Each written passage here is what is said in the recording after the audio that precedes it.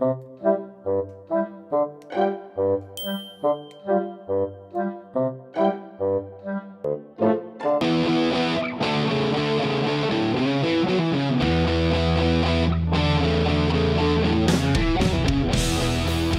right, welcome back to Vintage Vinyl down here in the basement with Tom Heiser. My name is Jeffrey Lee Puckett. We work at the Courier Journal, and we are going to talk about REM. REM, baby. What if I rock? What if I walk?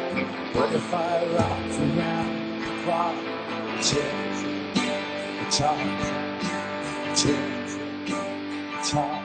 College rock at its best. It was the gateway drug for me back into indie rock. Yeah. I'm wearing my shirt that I wore to go buy Murmur in 1984.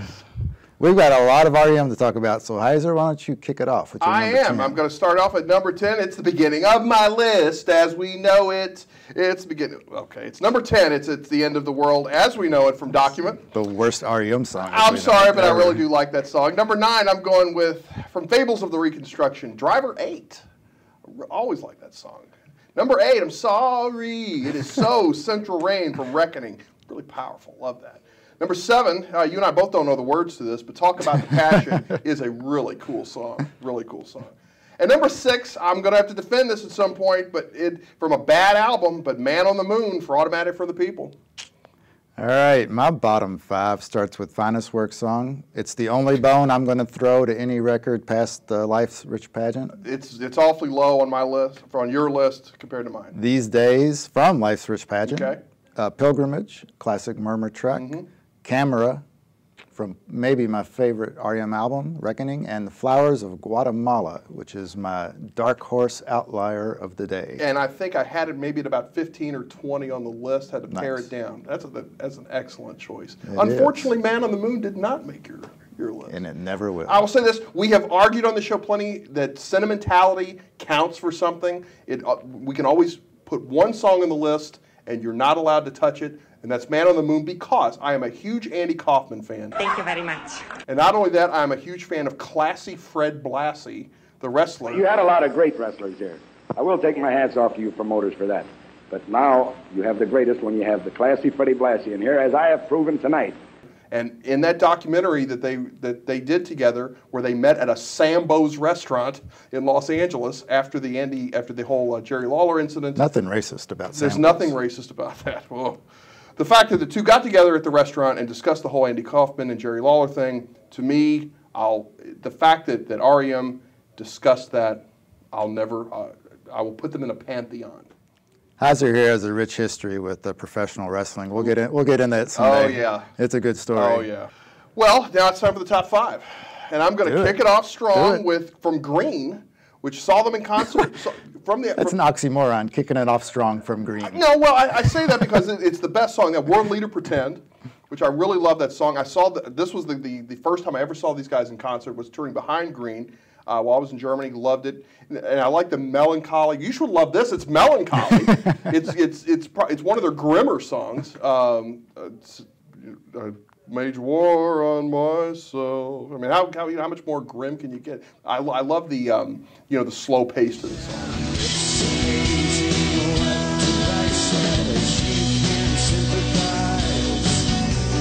This is my mistake. Let me make it good. I raise the wall, and I will be the one to knock it down. Was Green the show that was at Memorial Auditorium? Or were you in, did you say you were in Germany? I was overseas defending your freedoms at that time, brother. They played an alcohol-free show at Memorial Auditorium. Oh, well, who's going to want to see that? I did. I was there. with a flask? Possibly. My top 5 is yet another, starts with another Reckoning song, Pretty Persuasion. I like this one because for me, it was the first straightforward kind of a pop rock song they did. And I thought it felt like a real change of pace for them, because up to that point, it was all murky, beautiful weirdness and gloominess, and this was just a rock and roll song. Cannot wear that easy. So wrong. Try to put that up your sleeve. So wrong. persuasion. She's got pretty persuasion. With a great hook. I like the way you described that, because I think everybody kind of did get hooked into them for the kind of the indie stuff and the gloomy, murky stuff, and then the times that rock and roll did really appear from. But then again, I thought wasn't that why they were considered sellouts? As they kind of got away from that. They've been considered every version of sellout, I think, over the years. Those poor guys. It's just you just can't. If you get good, you're going to get crucified. Well, I'm going down in the murk Nice. for number 4 from Document, Finest Work Song, which is a very powerful song. It's not rock and roll. You know, that heavy. You know, That's it's pretty your heavy. finest hour. Bum, bum, bum. I love that. I think it's one of their strongest. It's one of their.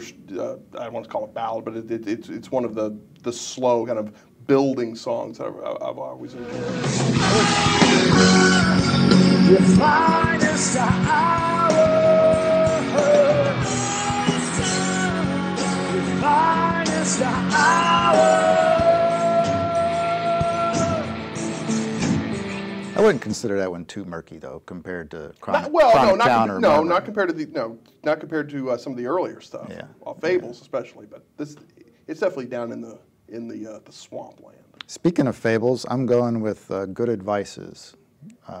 Outlier. That's probably. That's an outlier. I think I was overstated that Flowers of Guatemala was an outlier, because Good Advices is a pretty serious outlier. Oh yeah, I would. I don't know. I've always been obsessed with that song. It was the first song, REM song, where I sat down with the headphones until I deciphered every lyric, and they still didn't make any sense. No, they're not supposed to. Yeah. They're not supposed to. You're supposed to just be going to a concert hall, you know, see a bunch of guys bouncing around. You know, you've had some cheap hooch. So you're not too worried about the lyrics.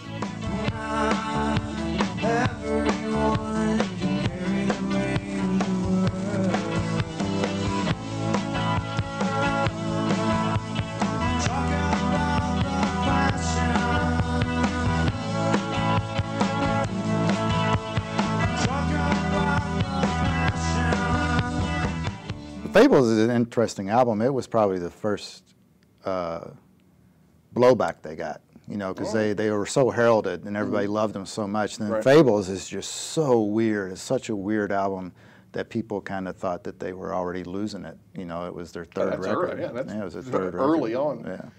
Number 3, and at your number 3, I believe. I think we are right here. We're going right here with Don't Go Back to Rockville. Man, is there a more perfect song? It is perfect. And well, there might be. I guess there are two more. There were perfect two more songs. that we like, but rock and roll. That's for me. Yeah. I remember, or at least was being told at one time that at a party I was really doing a lot of this. You know, to Don't Go Back to Rockville. Cheap hooch. Cheap hooch. And I do remember at one point asking people if they were from Rockville. Don't know where it was, but that to me was one of it might be the only kind of real rocky song that I can associate with them that I said I really, really enjoyed. Don't go back to Rockville. Don't go back to Rockville. Don't go back to Rockville.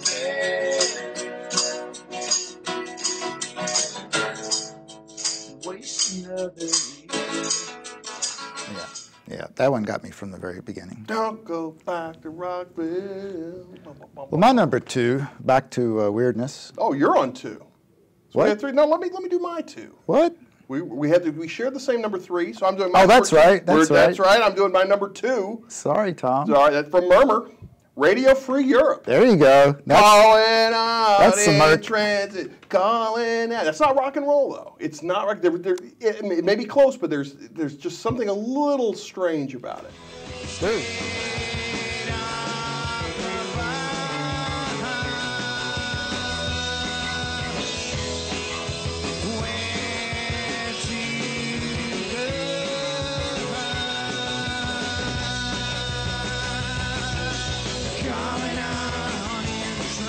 There's no clear descriptive for Chronic Town or Murmur. No, that's why they became such a thing, because they didn't sound like anything else. And And I mean, we can say it really was their most first identifiable song. Actually, they went on David Letterman with it. That was their first national TV appearance. Yeah, it was their first big single. First big national single, and they played it, on the David Letterman show. Personal story here: I actually applied to work at Radio Free Europe, and was singing that song all the way on the train. Thinking I'm going to get the radio. Like I'm Michael Stipe. I'm going to walk in. I was very disappointed when I didn't get the job, but still sang the song. Had it in my head on the way home. Shocked you didn't get that job. I'm shocked I did not. Well, they needed me as a DJ. Well, my number 2, finally, Okay. is Driver 8, which was a little bit low on your list. But I'm glad it was on your list, actually, because a lot of people sort of overlook that song. But that's probably the most straightforward song on Fables.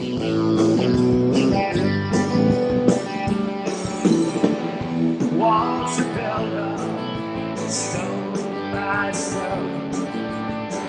Ships are lighted one by one, and the train conductor says, "Take a break, driver." Which, as we said, it can be a bit of a rough ride. You're no stranger to the rough ride, brother. Well, JLP, I'm going at number 1 with not just my favorite REM song, but if I had to compile a longer list of my all-time favorite songs, let's say the top 100, maybe even 50, this is going to be on it. You mean any song period? Any song period. If we had to do our top songs of all time and mine through the great lyrics and the riffs that we love so much, strangely enough, this song is going to be on there. I guarantee it. And I'm saying Fall on Me from Life's Rich Pageant. That's a pretty damn good song. It is a great song. I love that slow beginning to "There were problems in the fire." I love that. And then the whole "Tell the sky and tell the sky don't fall on Just jump to the part where you can me." understand. Fall on me, exactly. That's just, I want to mumble it and say, "Fall on me." That's the song that I most identify with, kind of being in the crowd listening to REM, that I just, you almost kind of get swept away by it. I think it's their most powerful lyrics. I think that the close harmony singing that's in with it really just enriches it. It is one of my all-time favorite songs.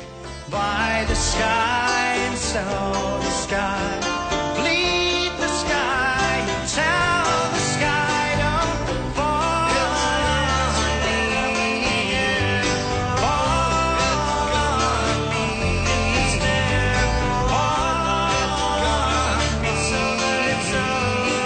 on me. My number 1 may have powerful lyrics, but I've yet to figure them out.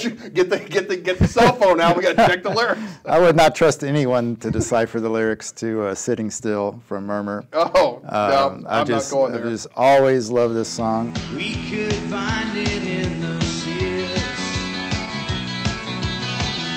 We could gather, throw it. Rough arcade bars, kitchen time, but not me. Sitting drop off the big key, the waste of time, sitting. Actually, I was listening to it in a '74 baby blue Beetle going down Waterston Expressway, and I got a speeding ticket. Wow, what was the speeding? Getting a speeding ticket in a '74 Beetle is hard to do, my friend. It is.